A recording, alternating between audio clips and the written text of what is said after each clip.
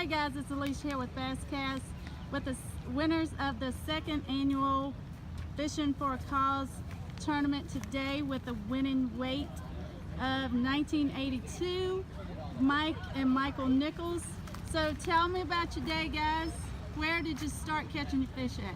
Well, we started the day off on the Roanoke side, and we fished mostly up toward the bridge, and then we worked our way back over to Blackwater and worked our way up to Gills Creek and Stanford Creek, and then that's about it. I mean, we just covered that little horseshoe. And did you catch fish early or late or all day? we caught fish all day. It was spaced out.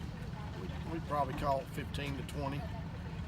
Were you fishing shallow or deep, catching them that way? 5 to 10 feet. And what were you using? We were using a rage tail cutter worm on the back of a shaky head. All right, guys. Congratulations again. Thank you. All right, thank you. Thank you.